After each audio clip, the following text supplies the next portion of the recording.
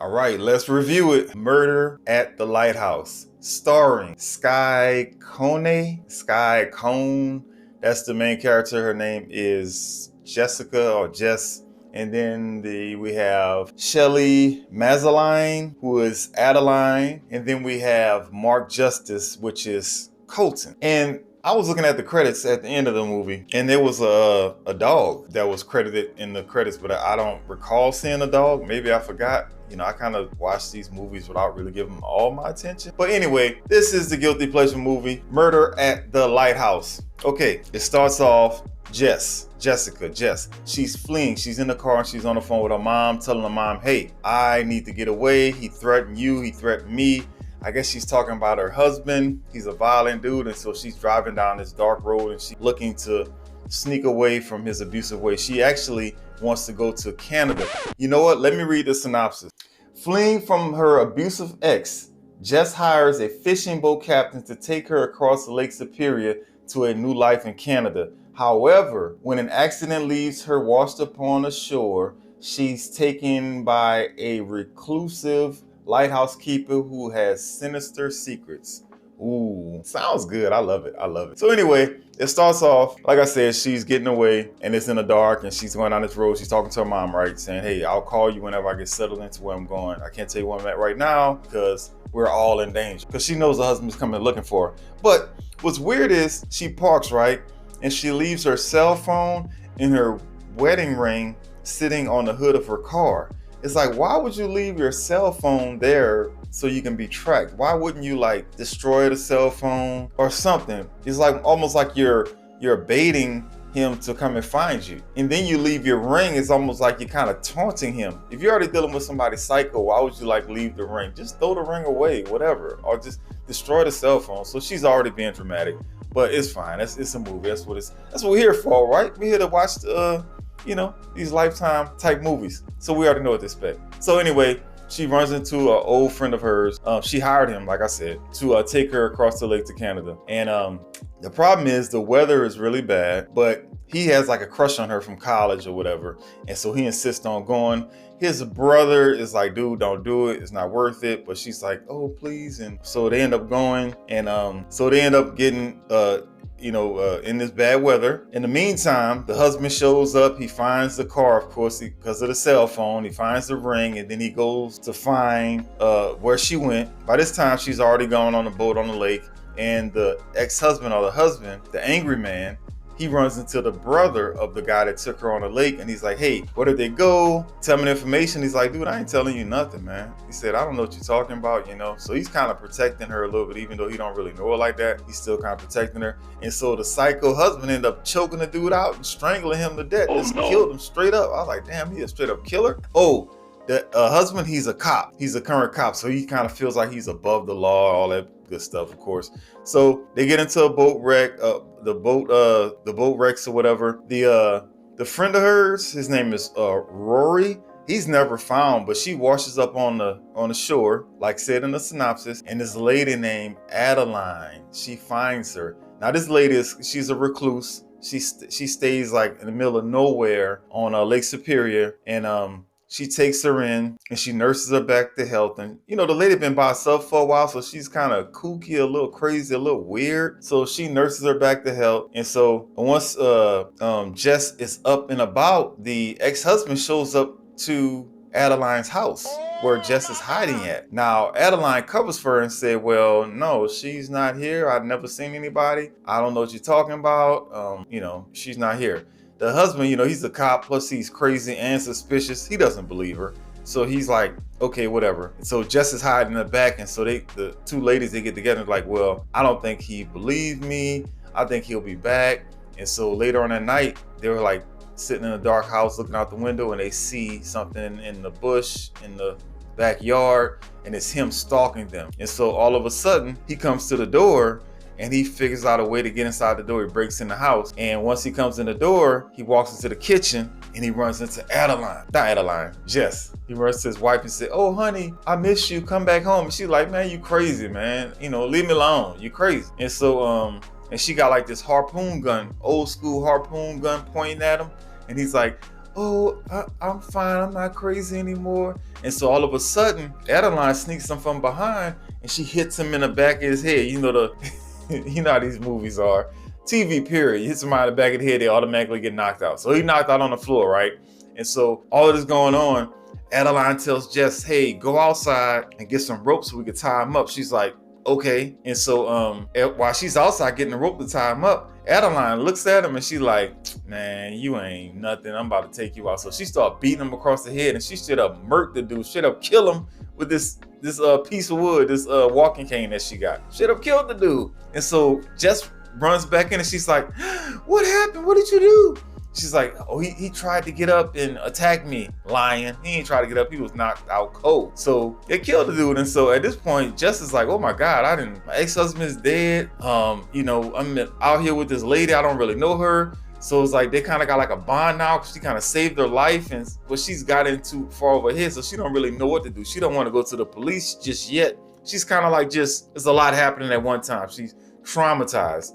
And so Adeline convinces her, say, hey, let's go ahead on and get rid of this body. And Jess is like, get rid of a body? Like, what? Oh my God, this is way more, you know, I never did all this before. Like, what the hell, what's going on? And so she goes along with it. The next day, or I guess that night or whatever, they drag his body out into the lake and they dump him in the water with a canoe or something. And bam, the ex-husband's body gone, finito, out of here. And so at this point, she's like, what have I done? And she's kind of regretting it. But oh yeah, I forgot to tell you, when she washed up on the shore, she was injured. So she still can't really walk and get around that well. So she kind of stuck there regardless, waiting to see, waiting to recover and then figure out what to do. And at the same time, Adeline, you know, she a little crazy or a lot crazy. And she having a friend around or somebody around and she feel like they're the same and she's kind of meant to be here. So she's starting to show like she's starting to be like a little attached, a little, you know, too much attached to her or whatever. And so at this point, I think the deputy sheriff I don't think he shows up yet. I think that's later. At this point, Adeline needs to go into town to get some supplies. And it's like a day's walk, like several hours walk to get back into town. And so she goes into town and she runs into this deputy that she knows. She sees him all the time. He always checks up on her. And she's acting suspicious. She's getting like more supplies than what she would usually get. And he's kind of like looking at her like, oh, you still cooking for one, right? She's like, yeah, you know, I'm just trying to make sure I got everything I got. So he's looking at her like, okay, something's off. She's hiding something. I don't know what, but something's off with her. She's up to something. But he's like, okay, I can't really do anything about it. So she leaves.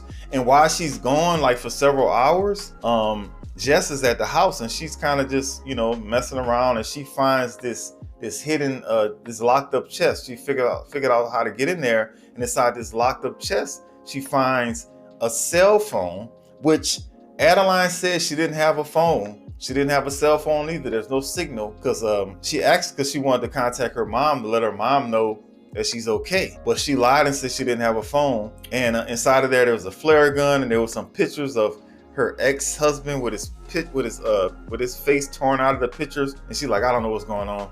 So she kept the cell phone and then she closed it back up. But she couldn't open it because it needed Adeline's fingerprint. So she's like, okay, when Adeline get back, she decides to get her drunk. So they up in there drinking. And so she get her so drunk and she trying to like get her to talk about her past, but she ain't really want to talk about it too much. Adeline, of course. And so once she's passed out on the couch, Adeline takes Jess takes Adeline's finger and she unlocks the phone. And so bam, Adeline's knocked out on the couch. She goes outside, she's trying to find a signal. She can't find a signal.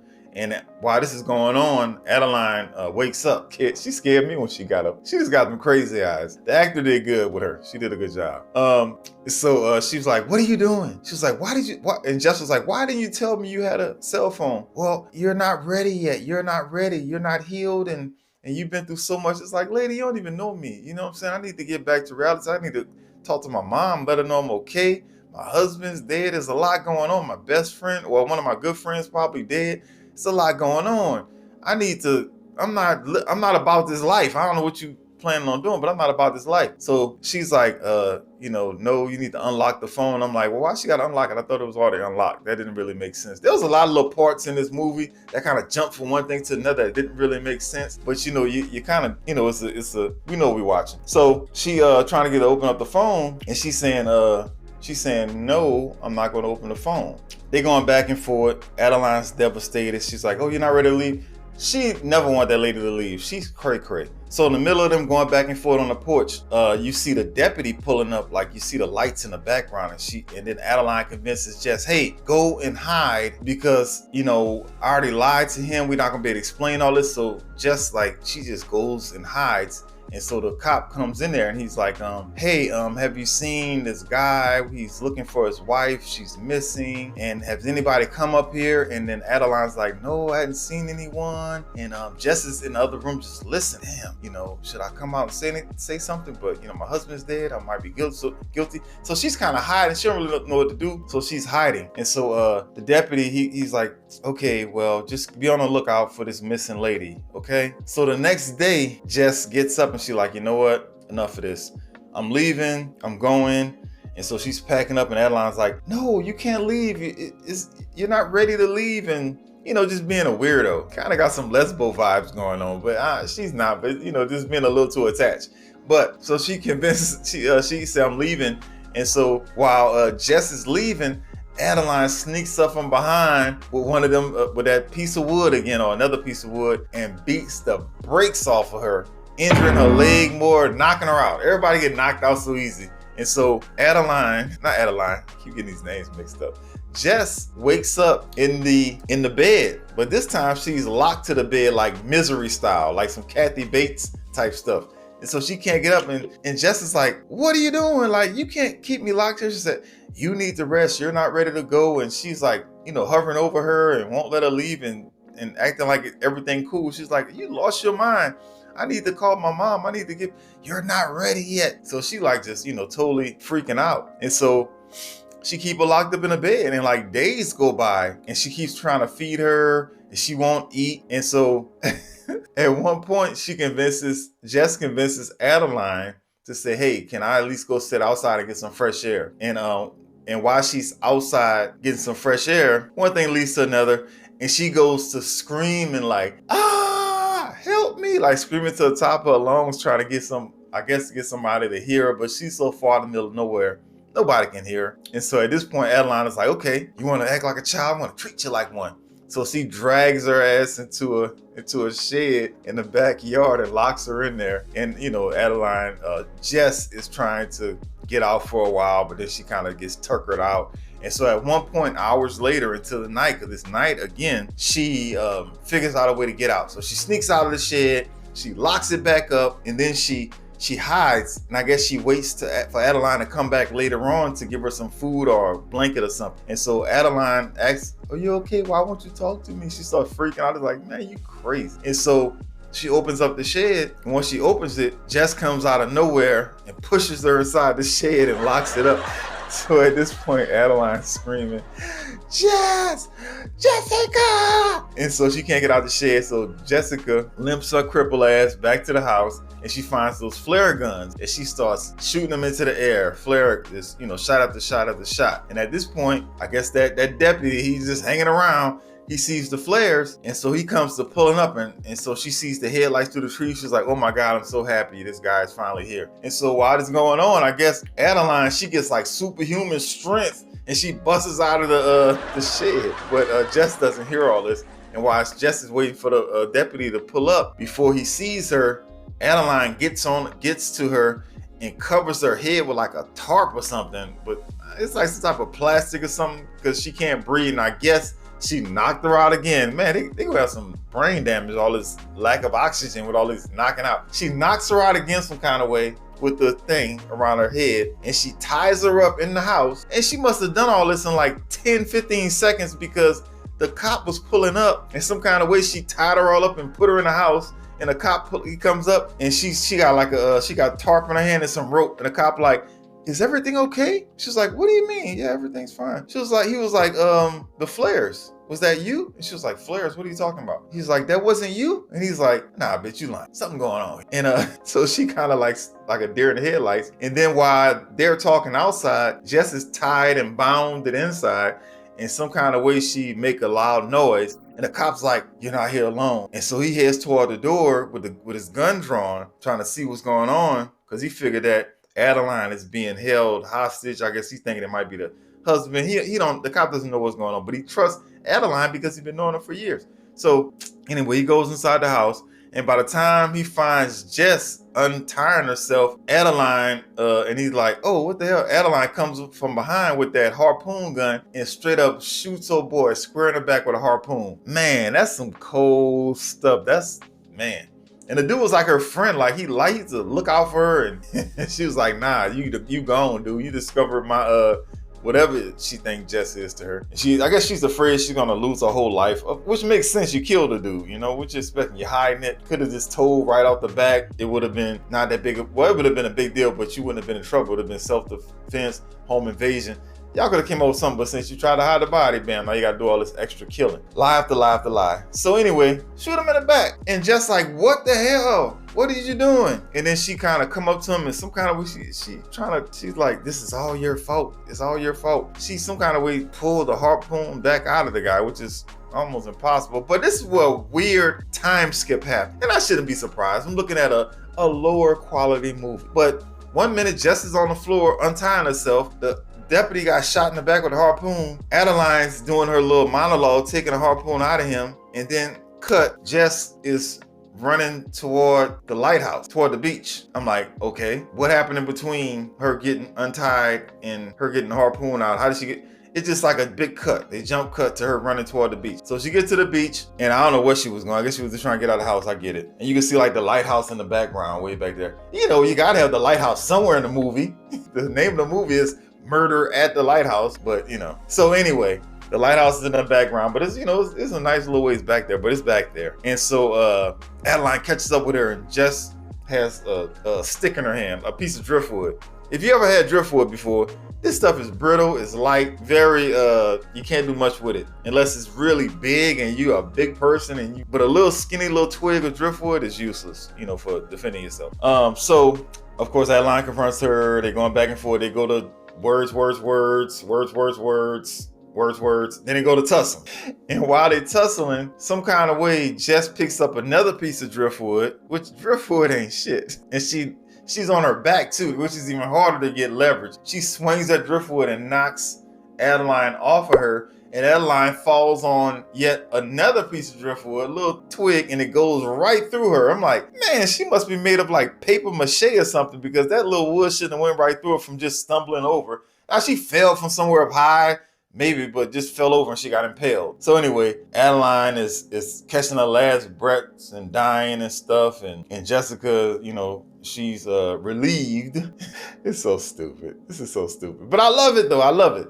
Yeah. So that's where the movie pretty much ends. Some kind of way, I guess, she called police.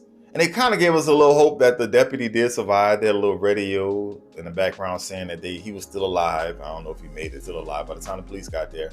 But yeah, it was yet a terrible ending. And there was technically no murder at the lighthouse. Just want to say that, just want to put that out there. It was murder near the White House, but it was no murder at the White House. But when we hit play on these type of movies, we already know what to expect. That's why we call them guilty pleasures. We get it, right? So honestly, for what the movie was, it was fun. It's pretty much what I expected it to be. The actors weren't that bad, especially the lady that played Adeline. She was pretty good at what she did. I have no complaints about her acting skills. I really enjoyed what she was doing.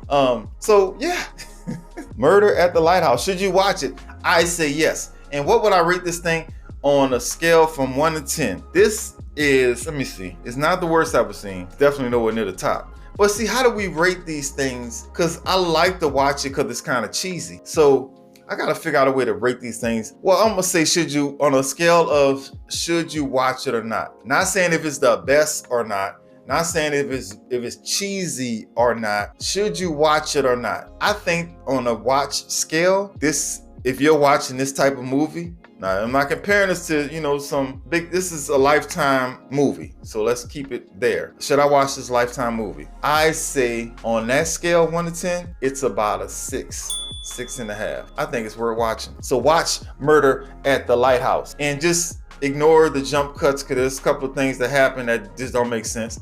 There's a dog in the credits. I've never seen a dog. Maybe it got by me. I don't remember seeing it. So anyway, thank you for watching. and I will see you on the next review. Goodbye.